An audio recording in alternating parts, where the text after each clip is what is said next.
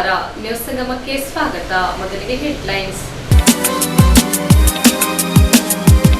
ಕೊಡಗು ಜಿಲ್ಲಾದ್ಯಂತ ಧಾರಾಕಾರ ಮಳೆಯಾಗುತ್ತಿರುವ ಬೆನ್ನಲ್ಲೇ ಮುಂಜಾಗ್ರತಾ ಕ್ರಮವಾಗಿ ಜಿಲ್ಲಾಡಳಿತ ರೆಡ್ ಅಲರ್ಟ್ ಘೋಷಣೆ ಮಾಡಿದೆ.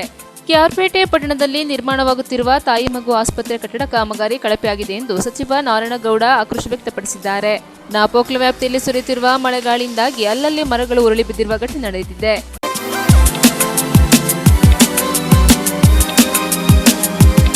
ಕೊಡಗು ಜಿಲ್ಲಾದ್ಯಂತ ಧಾರಾಕಾರ ಮಳೆಯಾಗುತ್ತಿರುವ ಬೆನ್ನಲ್ಲೇ ಮುಂಜಾಗ್ರತಾ ಕ್ರಮವಾಗಿ ಜಿಲ್ಲಾಡಳಿತ ರೆಡ್ ಅಲರ್ಟ್ ಘೋಷಣೆ ಮಾಡಿದೆ. ಕೊಡಗು ಜಿಲ್ಲೆಯಾದ್ಯಂತ ಸುರಿಯುತ್ತಿರುವ ಧಾರಾಕಾರ ಮಳೆ ಹಿನ್ನೆಲೆ ಕೊಡಗು ಜಿಲ್ಲಾಡಳಿತ ಅಗತ್ಯ ಮುಂಜಾಗ್ರತಾ ಕ್ರಮ ಕೈಗೊಂಡಿದ್ದು ರೆಡ್ ಅಲರ್ಟ್ ಘೋಷಣೆ ಮಾಡಿ ಸಾರ್ವಜನಿಕರು ಎಚ್ಚರ ವಹಿಸಬೇಕೆಂದು ಮನವಿ ಮಾಡಿದೆ. ಭಾರೀ ಗಾಳಿ ಮಳೆಯಿಂದ ವಿರಾಜಪೇಟೆ ತಾಲೂಕಿನ ಅರ್ಜಿ ಗ್ರಾಮದ ಲೈನ ಮನೆಯಲ್ಲಿ ವಾಸವಾಗಿದ್ದ ಗೌರಿ ಎಂಬುವರ ಮೇಲೆ ಮರ ಬಿದ್ದು ಸ್ಥಳದಲ್ಲೇ ಮೃತಪಟ್ಟಿರುತ್ತಾರೆ. ಕಾವೇರಿ ಉಗಮ ಸ್ಥಾನ ತಲಕಾವೇರಿ ಭಾಗಮಂಡಲ ಸೇರಿದಂತೆ ಮಡಿಕೇರಿ, ವಿರಾಜಪೇಟೆ, ಪೊನ್ನಂಪೇಟೆ, ಸೋಮರ್ಪೇಟೆ ತಾಲೂಕು ವ್ಯಾಪ್ತಿಯಲ್ಲಿ ಮಳೆ ಸುರಿಯಲಾರಂಭಿಸುತ್ತಿದ್ದು ವಾಹನ ಸಂಚಾರ ಹಾಗೂ ಜನಜೀವನ ಅಸ್ತವ್ಯಸ್ತಗೊಂಡಿದೆ. ಮಡಿಕೇರಿ ತಾಲೂಕಿನ ಬಹುತೇಕ ಮುಖ್ಯ ರಸ್ತೆಗಳಲ್ಲಿ ಭಾರಿ ಗಾತ್ರದ ಮರಗಳು ನೆಲಕ್ಕುರುಳಿ ವಾಹನ ಸಂಚಾರಕ್ಕೂ ತೊಡಕು ಉಂಟಾಗಿದೆ. ಜಿಲ್ಲೆಯ ಬಹುತೇಕ ಗ್ರಾಮ ವ್ಯಾಪ್ತಿಗಳಲ್ಲಿ ಗಾಳಿ ಮಳೆಯಿಂದ ಮರಗಳು ನೆಲಕ್ಕುರುಳಿದ ಸಂದರ್ಭ ವಿದ್ಯುತ್ ಕಂಬಗಳು ಮುರಿದು ವಿದ್ಯುತ್ ಸಂಪರ್ಕ ಕಡಿತಗೊಂಡಿದ್ದು ಕುಡಿಯುವ ನೀರಿಗೂ ಪರಿತಪಿಸುತ್ತಿರುವ ಜನರು ಬೆಳಕಿಲ್ಲದ ಕತ್ತಲ ಜೀವನ ನಡೆಸುವಂತಾಗಿದೆ. ಭಾಗಮಂಡಲ ತಲಕಾವೇರಿ ವ್ಯಾಪ್ತಿಯಲ್ಲಿ ಸುರಿಯುತ್ತಿರುವ ಧಾರಾಕಾರ ಮಳೆಯಿಂದ ಕಾವೇರಿ ನದಿ ನೀರಿನ ಮಟ್ಟ ಏರಿಕೆ ಕಂಡಿದ್ದು ನದಿ ದಡ ನಿವಾಸಿಗಳಿಗೆ ಜಿಲ್ಲಾಡಳಿತ ನೋಟಿಸ್ ಜಾರಿ ಮಾಡಿ ಸಂರಕ್ಷಿತ ಸ್ಥಳಕ್ಕೆ ತೆರಳುವಂತೆ ಸೂಚನೆ ನೀಡಿದೆ. ಆಯಾ ಗ್ರಾಮ ಪಂಚಾಯಿತಿ ವ್ಯಾಪ್ತಿಯ ನೋಡಲ್ ಅಧಿಕಾರಿಗಳು ಸೇರಿದಂತೆ ಪಂಚಾಯಿತಿ ಜನಪ್ರತಿನಿಧಿಗಳಲ್ಲಿ ಒಗ್ಗೂಡಿಸಿ ತಾಲೂಕು ವ್ಯಾಪ್ತಿಯ ತಹಶೀಲ್ದಾರ್ಗಳು ಸುರಕ್ಷಿತ ಹಾಗೂ ಮುಂಜಾಗ್ರತಾ ಕ್ರಮ ಕೈಗೊಂಡಿದ್ದಾರೆ. ಅಪಾಯದ ಅಂಚಿನಲ್ಲಿರುವ ಮನೆಗಳ ಕುಟುಂಬಗಳನ್ನು ತೆರವುಗೊಳಿಸಿ ತಾತ್ಕಾಲಿಕವಾಗಿ ಕಾಳಜಿ ಕೇಂದ್ರಗಳಿಗೆ ಸ್ಥಳಾಂತರಿಸಿದ್ದಾರೆ. ಗಾಳಿ ಮಳೆಯ ನಡುವೆಯೂ ವಿದ್ಯುತ್ ಸಂಪರ್ಕ ಕಡಿದುಕೊಂಡಿರುವ ಸ್ಥಳಗಳಲ್ಲಿ ಚೆಸ್ಕಾಂ ಇಲಾಖೆ ಸಿಬ್ಬಂದಿಗಳು ದುರಸ್ಥಿತಿಪಡಿಸಲು ಮುಂದಾಗಿದ್ದಾರೆ. ಈಗಾಗಲೇ ಜಿಲ್ಲೆಗೆ ಎನ್ಡಿಆರ್ಎಫ್ ಸೇರಿದಂತೆ ರಕ್ಷಣಾ ಕಾರ್ಯ ತಂಡ ಅಪಾಯದ ಅಂಚಿನ ಗ್ರಾಮಗಳಿಗೆ ಭೇಟಿ ನೀಡಿ ಸಂರಕ್ಷಿತ ಕ್ರಮಗಳ ಬಗ್ಗೆ ಸಾರ್ವಜನಿಕರ ಜಾಗೃತಿ ಮೂಡಿಸಿದ್ದಾರೆ. ಕೊಡಗು ಜಿಲ್ಲಾಡಳಿತ ಅಗತ್ಯ ಮುಂಜಾಗ್ರತಾ ಕೈಗೊಂಡಿದ್ದಾರೆ. ನ್ಯೂಸ್ ಸಂಗಮಕ್ಕಾಗಿ ವಂಶಿ ಅನಿ, ಕುಶಾಲನಗರ. ಕೆಆರ್ಪೇಟೆ ಪಟ್ಟಣದಲ್ಲಿ ನಿರ್ಮಾಣವಾಗುತ್ತಿರುವ ತಾಯಿ ಮಗು ಆಸ್ಪತ್ರೆ ಕಟ್ಟಡ ಕಾಮಗಾರಿ ಕಳಪೆಯಾಗಿದೆ ಎಂದು ಸಚಿವ ಡಾಕ್ಟರ್ ನಾರಾಯಣಗೌಡ ಆಕ್ರೋಶ ವ್ಯಕ್ತಪಡಿಸಿದ್ದಾರೆ.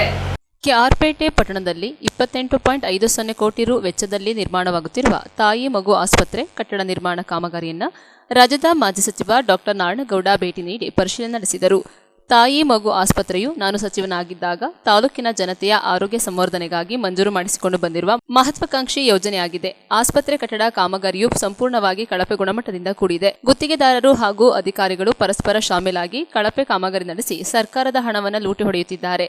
ಗುತ್ತಿಗೆದಾರನು ಕಾಮಗಾರಿಯಲ್ಲಿ ಗುಣಮಟ್ಟ ಕಾಯ್ದುಕೊಳ್ಳಬೇಕು, ಇಲ್ಲದಿದ್ದರೆ ಬೀದಿಗಿಳಿದು ಹೋರಾಟ ನಡೆಸುವುದಲ್ಲದೆ ಗುತ್ತಿಗೆದಾರನ ಹೆಸರನ್ನ ಕಪ್ಪು ಪಟ್ಟಿಗೆ ಸೇರಿಸಲು ಲೋಕಾಯುಕ್ತರಿಗೆ ದೂರು ನೀಡುವುದಾಗಿ ತಿಳಿಸಿದ ನಾರಾಯಣಗೌಡ, ತಾಯಿ ಮಗು ಆಸ್ಪತ್ರೆಯ ನೂತನ ಕಟ್ಟಡಕ್ಕೆ ಸ್ಥಳದಾನ ಮಾಡಿರುವ ದಾನಿಗಳಾದ ದುಂಡಶೆಟ್ಟಿ ಲಕ್ಷ್ಮಮ್ಮ ಅವರ ಹೆಸರನ್ನ ಇಡಲು ಈ ಹಿಂದೆ ನಿರ್ಧಾರ ಕೈಗೊಂಡಿದ್ದು ದಾನಿಗಳ ಹೆಸರನ್ನ ಇಡಲು ತಾವು ಬದ್ಧರಾಗಿರುವುದಾಗಿ ನಾರಾಯಣಗೌಡ ತಿಳಿಸಿದರು.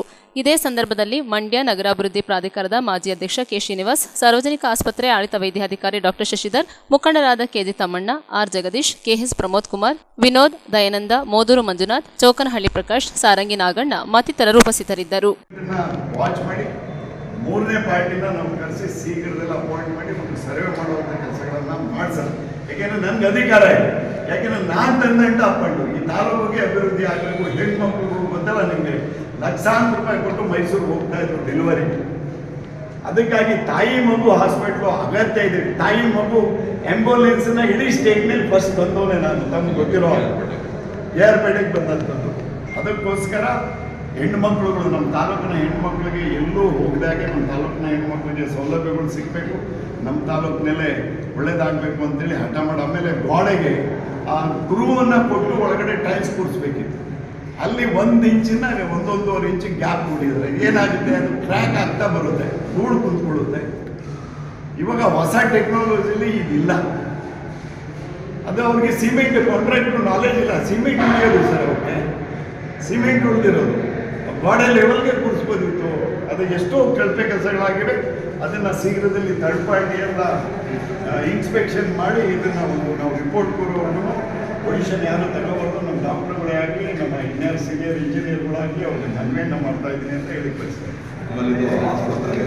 ಇದೆಲ್ಲನೂ ತೆರವು ಮಾಡಿಸಿ ಕೂರಿಸ್ಬೇಕಾಗ್ತದೆ. ಇಲ್ಲ ಅಂತ ಹೇಳಿದ್ರೆ ನಾನು ಸರ್ಕಾರದ ಲೆವೆಲ್ ಹೋಗಿ ಹೋರಾಟವನ್ನು ಮಾಡಿ ಕಾಂಟ್ರಾಕ್ಟ್ರೆ ತಕ್ಕ ಪಾಠ ಕಲಿಸುವಂತ ಕೆಲಸಗಳು. ಯಾಕೆಂದ್ರೆ ಈ ಪ್ರಾಪರ್ಟಿ ಆಗಾಗಲೇ ಆಗ್ಲಿಕ್ಕೆ ಸಾಧ್ಯ ಇಲ್ಲ.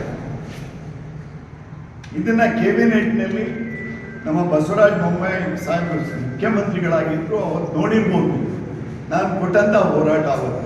ಕ್ಯಾಬಿನೆಟ್ನ ನಡೆಯಾಗಿ ಬಿಟ್ಟಿರಲಿಲ್ಲ. ಫಸ್ಟ್ ಮೆಡಿಕಲ್ ಕಾಲೇಜ್ ಕೊಡಿ ಅಂತ ಕೇಳಿದೆ. ಯಡಿಯೂರಪ್ಪ ಸಾಹೇಬರು ಬಂದಾಗ ನೀವೇ ನೋಡಿದ್ರಿ, ನೀವೇ ರಿಕಾರ್ಡ್ ಮಾಡಿದ್ರಿ, ಮೆಡಿಕಲ್ ಕಾಲೇಜ್ ತಾಲೂಕು ಕೊಡ್ತೀನಿ ಅಂತ ಅವ್ರು ಒಪ್ಕೊಂಡಿದ್ರು. ಎವ್ರಿ ತಾಲೂಕೆಲ್ಲ ಜಿಲ್ಲೆ ಪೂರೈಕೆ ಆಗಲಿ, ಆವಾಗ ಈ ತಾಲೂಕಿಗೆ ಫಸ್ಟ್ ಪ್ರಿಫರೆನ್ಸು ಕೇರ್ ಮೆಡಿಕಲ್ ಅಂತ ಹೇಳಿದ್ರು. ಆವಾಗ ತಾಯಿ ಮಗು ಹಾಸ್ಪಿಟ್ಲನ್ನು ಬೇರೆ ಬೇರೆ ಒಂದು 3-4 ಜಿಲ್ಲೆಗೆ ಕೊಡ್ತಾ ಇರುವಂಥ ಸಂದರ್ಭದಲ್ಲಿ ನನ್ನ ತಾಲೂಕು ಬೇಕು, ಯಾವುದೇ ಕಾರಣಕ್ಕೆ ಯಡಿಯೂರಪ್ಪ ಜನ್ಮ ಪಡೆದಂಥ ಈ ತಾಲೂಕು, ನಾನು ಇಲ್ಲಿ ರಾಜಕಾರಣಕ್ಕೆ JDS ತೊರೆದು BJPಗೆ ಅಭಿವೃದ್ಧಿಗೆ ಬಂದಂಥ ಕಾರಣಕ್ಕೋಸ್ಕರ ನನ್ನ ತಾಲೂಕು ಬೇಕೇ ಬೇಕು ಅಂತೇಳಿ ಕ್ಯಾಬಿನೆಟ್ನಲ್ಲಿ ಹೋರಾಟವನ್ನು ಕೊಟ್ಟು ತಂದದ್ದು. ಆಮೇಲೆ ಕಾಂಟ್ರಾಕ್ಟರ್ಗೆ ಆಪ್ಷನ್ ಕೊಟ್ಟಿದ್ರು ಸರ್, ಅಬೋ ಆಗಿದೆ, ಇವ್ರಿಗೆ ಲೇಸ್ನಲ್ಲಿ ಹೋಗಿಲ್ಲ. ಇವರು ಕಾಮಗಾರಿಗಳನ್ನು ತುಂಬ ಅಚ್ಚುಕಟ್ಟಾಗಿ ಮಾಡಬೇಕು. ಯಾರು ನೋಡೋದು ಗತಿ ಇಲ್ಲ ಇಲ್ಲಿ. ಯಾಕೆಂದರೆ ತಾಲೂಕಿನಲ್ಲಿ ನಾನು ಸೋತಿರೋದ್ರಿಂದ ನಾನು ಬಂದಿರಲಿಲ್ಲ. ಇದನ್ನು ಶೀಘ್ರದಲ್ಲಿ ಅಲ್ಲಿ ಉದ್ಘಾಟನೆಗೆ ಕಾಂಪಿಟೇಷನ್ ನಡೀತಾ ಇದೆ. ನಾವು ಮಾಡಬೇಕು ಅಂತ ಕಾಂಪಿಟೇಷನ್ ನಡೀತಾ ಇದೆ. ಕ್ವಾಲಿಟಿ ಬಗ್ಗೆ ಯಾರಿಗೂ ಕಾಲೇಜೇ ಇಲ್ಲ. ಅವರವ್ರ ಮನೆ ಕಟ್ಸ್ಕೊಳ್ಳೋದಾಗಲಿ, ಅವರವರ ಬಿಲ್ಡಿಂಗು ಕಾಂಪ್ಲೆಕ್ಸ್ನಲ್ಲಿ ಧ್ಯಾನವನ್ನು ಕೊಡ್ತಾರೆ. ಇದಕ್ಕೆ ಯಾಕೆ ಧ್ಯಾನ ಕೊಟ್ಟಿಲ್ಲ? ಇಲ್ಲ, ಗೊತ್ತಿಲ್ಲ ಅಂತ ನಮಗೆ ಕಂಡು ಬರ್ತಾ ಇದೆ. ಅದಕ್ಕಾಗಿ ಗ್ರೇನೈಟು, ರಿಜೆಕ್ಟ್ ಗ್ರೇನೈಟನ್ನು ತಂದು ಕೂಡಿಸಿದ್ದಾರೆ. ಸಾಗುವಳಿ ಅದು ಗ್ರೇನೈಟ್ ಕೂಡಿಸ್ಬೇಕಿತ್ತು ಸರ್. ಸಾಗುವಳಿ ಅಂತ ಗೊತ್ತಲ್ಲ ನಿಮಗೆ.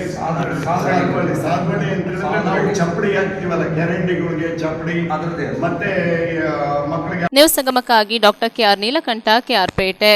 ನಾಪೋಕ್ಲು ವ್ಯಾಪ್ತಿಯಲ್ಲಿ ಸುರಿತಿರುವ ಮಳೆ ಗಾಳಿಯಿಂದಾಗಿ ಅಲ್ಲಲ್ಲಿ ಮರಗಳು ಉರುಳಿ ಬಿದ್ದಿರುವ ಘಟನೆ ಸಂಭವಿಸಿದೆ. ನಾಪೋಕ್ಲು ಹೋಬಳಿ ವ್ಯಾಪ್ತಿಯಲ್ಲಿ ಸುರಿಯುತ್ತಿರುವ ಬಿರುಸಿನ ಗಾಳಿ ಮಳೆಯಿಂದಾಗಿ ಅಲ್ಲಲ್ಲಿ ಮರಗಳು ಹಾಗೂ ತಡೆಗೋಡೆ ಬಿದ್ದು ಭಾರಿ ನಷ್ಟ ಸಂಭವಿಸಿದೆ.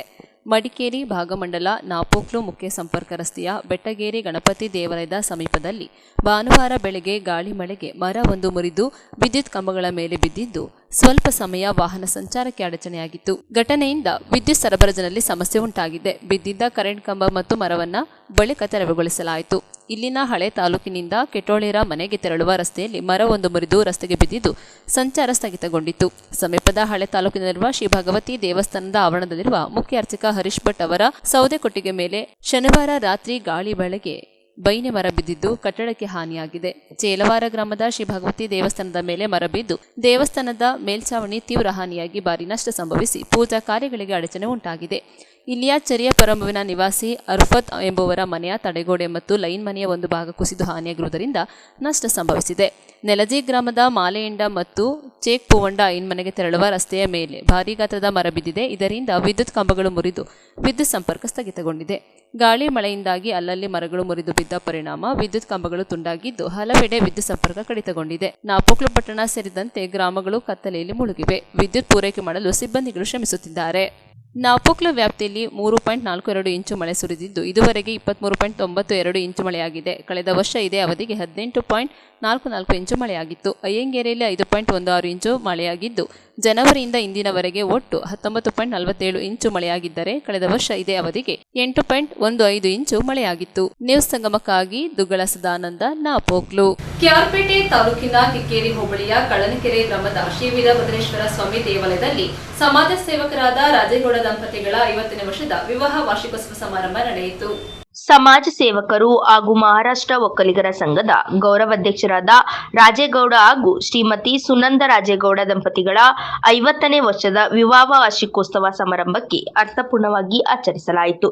ಕ್ಯಾರ್ಪೇಟೆ ತಾಲೂಕಿನ ಕಿಕ್ಕೇರಿ ಹೋಬಳಿಯ ಕಳ್ಳನಕೆರೆ ಗ್ರಾಮದ ಶ್ರೀ ವೀರಭದ್ರೇಶ್ವರ ಸ್ವಾಮಿ ದೇವಾಲಯದಲ್ಲಿ ವಿಶೇಷ ಪೂಜೆ ಸಲ್ಲಿಸಿ ಲೋಕ ಕಲ್ಯಾಣಕ್ಕಾಗಿ ವಿಶೇಷ ಪ್ರಾರ್ಥನೆ ನಡೆಸಿದ ರಾಜೇಗೌಡ ದಂಪತಿಗಳು ಗ್ರಾಮಸ್ಥರಿಗೆ ಅನ್ನ ಪ್ರಸಾದವನ್ನು ವಿತರಿಸಿದರು.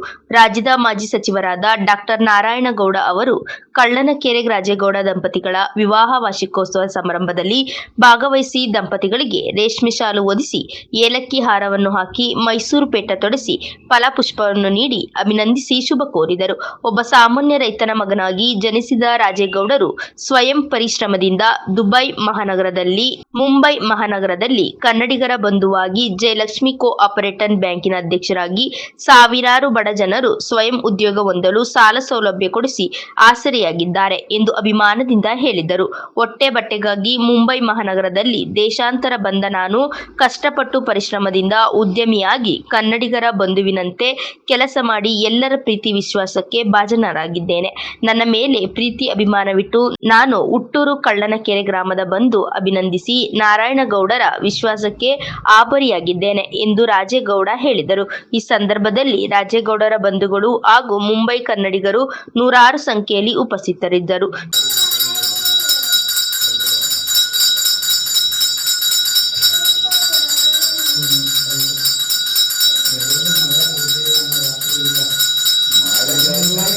ಕಳ್ಳನಕೆರೆ ಗ್ರಾಮದಲ್ಲಿ ರಾಜೇಗೌಡರು ಮತ್ತು ಅಪ್ಪರು ಜನ್ಮ ಪಡೆದು ಮುಂಬೈ ನಗರಕ್ಕೆ ಹೋಗಿ ಒಳ್ಳೆ ಕೆಲಸಗಳನ್ನು ಮಾಡಿ ಮಕ್ಕಳಿಗೆಲ್ಲ ಒಳ್ಳೆಯ ವಿದ್ಯಾಭ್ಯಾಸಗಳನ್ನು ಕೊಟ್ಟು ನಮ್ಮ ಒಕ್ಕಲಿಗರ ಸಂಘದ ಅಧ್ಯಕ್ಷರಾಗಿ ಮತ್ತು ನಮ್ಮ ಜಯಲಕ್ಷ್ಮಿ ಪ್ರಾಪರ್ಟಿ ಸೊಸೈಟಿಯ ಅಧ್ಯಕ್ಷರಾಗಿ ಇವಾಗ ಡೈರೆಕ್ಟರ್ ಆಗಿ ಎಲ್ಲರಿಗೂ ಒಂದು ಸಮಾಜ ಸೇವೆಯಲ್ಲಿ ತೋರಿಸ್ಕೊಂಡಿರುವಂಥ ರಾಜೇಗೌಡರಿಗೆ ಮತ್ತು ಅಪ್ಪವ್ರಿಗೆ 50ನೇ ವರ್ಷದ ಅವರ ಇವತ್ತು ವೆಡ್ಡಿಂಗ್ ಆ್ಯನಿವರ್ಸರಿ ಆಗ್ತಾ ಇದೆ. ಇನ್ನೂ 70ನೇ ವರ್ಷದೂ ತಾವು ಮಾಡಿ ಆರೋಗ್ಯವಾದ ಆಯುಷ್ಯ ಕೊಟ್ಟರೆ ಸಾಕು. ಸ್ವಾಮಿ ಭಗವಂತ ಆರೋಗ್ಯ ಭಾಗ್ಯ ಸುಖ ಸಂತೋಷವನ್ನು ಕೊಡಲಿ ಅಂತೇಳಿ ಭಗವಂತನಲ್ಲಿ ಧನ್ಯವಾದ ಪ್ರೀತಿಪೂರ್ವಕ ಈ ಪರಮಾತ್ಮ ನಿಮಗೆ ನಮಗೆಲ್ಲರಿಗೂ ಒಳ್ಳೆ ಆಯುರ್ವೇದ ಸಂಪತ್ತು ಕೊಟ್ಟು ಎಲ್ಲರೂ ಕಾಪಾಡಿ ಅಂತ ನಾನು ವೀರಭದ್ರೇಶ್ವರನಲ್ಲಿ ಹೇಳಿ. ನನಗೆ ಏನಿಲ್ಲ, ನಾವು ಮದುವೆ ಆಗಿ 50 ವರ್ಷ 28ನೇ ತಾರೀಕಿಗೆ ಇದೇ ಗ್ರಾಮದಲ್ಲಿ ನಾವು ಮದುವೆ ಮಾಡ್ಕೊಂಡಿದ್ದು. ನಮ್ಮ ಯಜಮಾನರು ನಾವು ಒಂದೇ ಫ್ಯಾಮಿಲಿಯವರು ಅಂತ ಹೇಳಿದರೆ ನಮ್ಮ ನಾದಿನಿ ಕೊಟ್ಟಿದ್ವಿ ಆ ಮನೆಗೆ. ನನ್ನ ಅಲ್ಲಿಂದ ತಂದುಕೊಂಡ್ರು. ನಾವು ತುಂಬ ಏನೋ ಹೋ ಅಂತ ಸಂಪಾದನೆ ಮಾಡೋದೇ ಇದ್ರೂ ನೆಮ್ಮದಿಯಾದ ಸಂಸಾರ ಮಾಡಿದ್ವಿ, ಜೀವನ ಮಾಡಿದ್ವಿ. ಏನೂ ತೊಂದರೆ ಇಲ್ಲ. ಮಕ್ಕಳುಗಳು ನಾವು ಎಲ್ಲ ಜೊತೆಲಿ ಇದ್ಕೊಂಡು ಸಂಸಾರ ಮಾಡಿದ್ವಿ. ಈಗ 50 ವರ್ಷ ಒಳ್ಳೆ ಸಂಸಾರ ಜೀವನ ನಡೆಸಿದ್ದೀರಿ. ಖಂಡಿತ ಇವತ್ತಿನ ಯುವಕರಿಗೆ, ಯುವ ಜನಾಂಗಕ್ಕೆ ತಾವು ನೋಡ್ತಾ ಇದ್ದೀರಿ, ಮದುವೆ ಮನೆಯಲ್ಲೇ ತಾಳಿ ಕಟ್ಟೋದಿಲ್ಲ, ಡೈವರ್ಸ್ಗಳು. ಏನು ಹೇಳ್ತೀರಿ ನಿಮ್ಮ ಯಶಸ್ಸಿನ ಗುಟ್ಟು? ಹೇಳೋದಿಲ್ಲ. ಮಕ್ಕಳುಗಳು ನೋಡಿ, ಗಂಡು ಮಕ್ಕಳು ಹೆಣ್ಮಕ್ಳು ಅಂತಲ್ಲ, ಇಬ್ರು ತಿಳ್ಕೊಂಡು ಬಾಳ್ಮೆ ಮಾಡುವಂತ ವಿಷಯ ಇದು. ಸಂಸ್ಕಾರ ಸಂಸ್ಕೃತಿ ಮುಂಚೆ ಕಲಿಬೇಕು. ನಾನು ಮೊನ್ನೆ ತಾನೇ ಒಂದು ವಿಡಿಯೋ ನೋಡಿದೆ. ಮದುವೆ ಮಂಟಪದಲ್ಲಿ ಹುಡುಗಿ ತಾಲಿ ಕಟ್ಸ್ಕೊಳಕ್ ರೆಡಿ ಇಲ್ಲ ಅಂದಾಗ ಅದು ತುಂಬಾ ಕೆಟ್ಟ ಸ್ವಭಾವ ಅಂತ ಹೇಳ್ಬೋದು. ಹೆಣ್ಮಕ್ಳಾದೇನು ಗಂಡ್ಮಕ್ಳಾದೇನೋ, ನೀವು ಬೇಡ ಅಂದ್ರೆ ಮುಂಚೆನೆ ಮಾಡ್ಕೋಬಹುದು. ಅದ ಬೇಡ, ನಾವು ಬೇರೆ ಕಡೆ ನೋಡ್ಕೊಂಡಿದ್ದೀವಿ ಮಾಡಿ ಅಂತ ಅಪ್ಪ ಅಮ್ಮಂಗೆ ಹಠ ಮಾಡಿ ಮಾಡ್ಕೋಬಹುದು. ಅದು ತುಂಬಾ ಕೆಟ್ಟ ಸ್ವಭಾವ. ನಮ್ಮ ಹೆಣ್ಮಕ್ಳು ಗಂಡು ಮಕ್ಕಳುಗಳು ಇಬ್ರು ಸುಧಾರಿಸ್ಕೋಬೇಕು ಅಷ್ಟೇ ಹೇಳ್ತೀನಿ. ನ್ಯೂಸ್ ಸಂಗಮಕ್ಕಾಗಿ doctor KR Neelakantha, KR Pete. ಕೊನೆಯಲ್ಲಿ ಮತ್ತೊಮ್ಮೆ ಹೆಡ್ಲೈನ್ಸ್. ಕೊಡಗು ಜಿಲ್ಲಾದ್ಯಂತ ಧಾರಾಕಾರ ಮಳೆಯಾಗುತ್ತಿರುವ ಬೆನ್ನಲ್ಲೇ ಮುಂಜಾಗ್ರತಾ ಕ್ರಮವಾಗಿ ಜಿಲ್ಲಾಡಳಿತ ರೆಡ್ ಅಲರ್ಟ್ ಘೋಷಣೆ ಮಾಡಿದೆ. ಕೆಆರ್ಪೇಟೆ ಪಟ್ಟಣದಲ್ಲಿ ನಿರ್ಮಾಣವಾಗುತ್ತಿರುವ ತಾಯಿ ಮಗು ಆಸ್ಪತ್ರೆ ಕಟ್ಟಡ ಕಾಮಗಾರಿ ಕಳಪೆಯಾಗಿದೆ ಎಂದು ಸಚಿವ ನಾರಾಯಣಗೌಡ ಆಕ್ರೋಶ ವ್ಯಕ್ತಪಡಿಸಿದ್ದಾರೆ. ನಾಪೋಕ್ಲ ವ್ಯಾಪ್ತಿಯಲ್ಲಿ ಸುರಿಯುತ್ತಿರುವ ಮಳೆಗಾಳಿಯಿಂದಾಗಿ ಅಲ್ಲಲ್ಲಿ ಮರಗಳು ಉರುಳಿ ಬಿದ್ದಿರುವ ಘಟನೆ ನಡೆದಿದೆ.